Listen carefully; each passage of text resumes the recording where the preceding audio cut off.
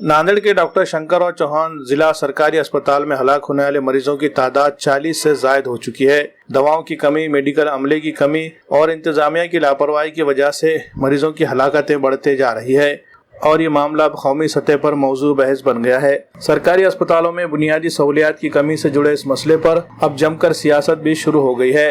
इस सिलसिले में शिवसेना उद्धव ठाकरे ग्रुप के एमएलसी और विधान परिषद में अपोजिशन लीडर अंबादास दानवे ने भी आज नांदेड़ का दौरा किया। यहाँ उन्होंने जिला अस्पताल पहुंचकर इतनी बड़ी तादाद में मरीजों की हलाकतें क्यों हो रही है, इस बारे में अस्पताल इंतजामिया से तफसीलात हासिल की और अपने दौरे के मौके पर अंबादास दानवे ने एक ऐसे मुतासरा खानदान से भी मुलाकात की जिनके घर के खातून को जजगी के लिए सरकारी अस्पताल में भर्ती किया गया था। शाम 6 बजे इस खातून का सीजर किया जाना था, लेकिन इस दिन अस्पताल के किसी डॉक्टर के घर सालगिरह की तकरीब का इनेकाद किया गया, जिसकी वजह से जजगी के लिए अस्पताल में उस वक्त कोई डॉक्टर मौजूद नहीं था।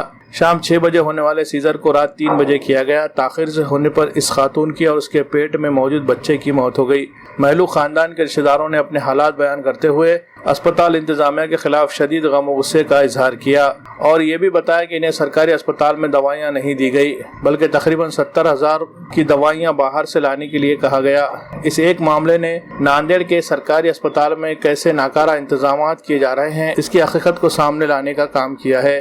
अंबादास दानवे ने नांदेड़ के जिला अस्पताल में मरीजों की हलाकतों के लिए रियासती हुकूमत को जिम्मेदार ठहराया और ये मुतालबा किया कि फौरी इस अस्पताल में दवाइयों का बंदोबस्त किया जाए। इसी तरह तिब्बी अमला, नर्सिंग स्टाफ, पैरामेडिकल स्टाफ और वार्ड बॉय और सफाई मुलाजिमीन की भर्ती की जाए।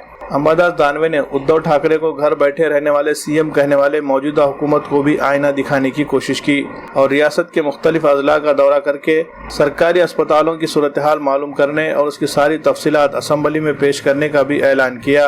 अंबादास दानवे ने अस्पताल के डीन को बैतुल खला साफ करने पर मजबूर करने वाले शिवसेना ग्रुप के एमपी हेमंत पाटिल की भी मजम्मत की और उन्हें भी तनकीद का निशाना बनाया। नांदेड़ में जिस प्रकार गवर्नमेंट मेडिकल हॉस्पिटल में जो घटना हुई है, ऐसी घटना महाराष्ट्र के लिए दुर्भाग्यपूर्ण है। जिस प्रकार यहाँ मृत्यु हुए हैं बड़ी तादाद में, इसके लिए जिम्मेदार सरकार है। इस हॉस्पिटल में दवाइयाँ नहीं है, इस हॉस्पिटल में पूरा स्टाफ नहीं है। सरकार एक तरफ बोल रही है, सरकार के मुख्यमंत्री बोल रहे हैं कि पूरी दवाइयाँ है और यहाँ के गार्डियन मिनिस्टर और उस डिपार्टमेंट के मिनिस्टर कह रहे हैं कि दवाइयाँ उपलब्ध नहीं है। डीन कह रहे हैं कि दवाइयाँ नहीं है, दवाइयों के लिए हापकिन के माध्यम से डिमांड की गई है, उसके लिए पैसे भी भरे हैं, पिछले साल के भी और ये साल के भी, लेकिन अभी तक दवाइयाँ इस हॉस्पिटल में नहीं है। उसी प्रकार जितने यहाँ अलग अलग डॉक्टर्स चाहिए, प्रोफेसर चाहिए, स्टाफ चाहिए, वो भी यहाँ उपलब्ध नहीं। 500 की कैपेसिटी होके यहाँ पे हज़ार पेशेंट लाए जाते हैं और इसके वजह से इस हॉस्पिटल में आनागोंदी मच गई है। इसके वजह से यहाँ बड़ी मृत्यु हो रही है। सरकार इसके लिए जिम्मेदार है। सरकार ने तुरंत दवाइयाँ यहाँ हॉस्पिटल में भेजने की ज़रूरत है और पूरा स्टाफ भी यहाँ कंप्लीट करने की ज़रूरत है। सरकार ये नहीं कर रही है, इसलिए ये परिस्थिति निर्माण हुई है। ये सरकार सिर्फ दिखाऊ बातें करती है। मैंने ये कहा है कि कोविड के टाइम में उद्धव जी ठाकरे साहब सीएम थे, उस टाइम भी नांदेड़ में 24 आवर में इतने मृत्यु कभी नहीं हुए थे। घर में बैठ के उद्धव जी ठाकरे साहब सही काम करते थे। ये हर गांव कहाँ घूमते होंगे, 12 गांव जिसमें मराठी बोलते घूमते होके भी ये दवाइयाँ और स्टाफ के न रहने के कारण मृत्यु आ रही है। इस मृत्यु की जिम्मेदार महाराष्ट्र की सरकार है। महाराष्ट्र सरकार खूनी है। किस प्रकार में, क्या में? हाँ, हम काकाड़ी नाम के गांव में गए थे। यहाँ एक विजयमाला कदम नाम की जो रुग्ण थी, जो डिलीवरी के लिए इस हॉस्पिटल में गई थी। शाम को 7 बजे इसको एडमिट किया गया।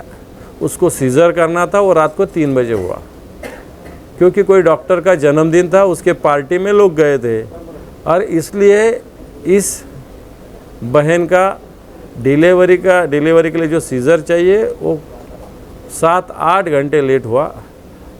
परिणाम से उसका भी देहांत हुआ, उसका बच्चा भी नहीं बच सका। उसको 70,000 रुपये की दवाइयाँ मंगाई गई। सरकार कहती है अगर हमारे पास दवाइयाँ है तो एक रुग्ण को 70,000 रुपये की दवाइयाँ बाहर से क्यों लानी पड़ती है। और इसका मतलब ये है दवाइयाँ नहीं रहने से, डॉक्टर समय पे उपलब्ध नहीं रहने से इस मृत्यु का, उसके बच्चे का मृत्यु हुआ है, उसको जिम्मेदार सरकार है। डीन को सफाई करने लगाया गया, ये पूरे प्रकरण में डीन को सफाई करने लगा ना, डीन ने सफाई रखना इस हॉस्पिटल की डीन की जिम्मेदारी है, एडमिनिस्ट्रेटिव जिम्मेदारी है, लेकिन डीन को ही सफाई करने को कहना ये गलत बात है। डीन की एक प्रतिष्ठा होती है, डीन की एक गरिमा होती है, वो गरिमा का पालन हमने सबने करना चाहिए। थँक्यू। सर, धाराशिवमध्ये 14 महिन्याच्या बाळाचा आता ऑक्सिजन नसल्याने मृत्यू झाला आहे. धाराशिवमध्ये ऑक्सिजन नाही मिळाला. धाराशिवमध्ये ऑक्सिजन नाही मिळाल्याने 14 महिन्याच्या बाळाचा मृत्यू झाला आहे. धाराशिवचे तर आरोग्यमंत्री आहे, मध्ये सुद्धा मागे सुद्धा एका महिलेचं शौचालयात बाळंतीण झाली होती आणि आता ऑक्सिजन नसल्यामुळे मृत्यू होतोय। याच धाराशिव जिल्ह्यात पोस्टमार्टमसाठी पैसे मागितल्याची घटना मागच्या काळात घडलेली आहे। तिथले आरोग्यमंत्री, मला असं वाटतं सरकारने बघावं, या जिल्ह्याचं स्वतःच्या जिल्ह्याकडे आरोग्याच्या व्यवस्थेकडे जे लक्ष ठेवत नाही हे महाराष्ट्राकडे काय ठेवतील। बच्चू म्हणाले की भाजपाने आमच्या मागं लावू नयेत, असे धंदे बंद करा। बरोबर बोलले।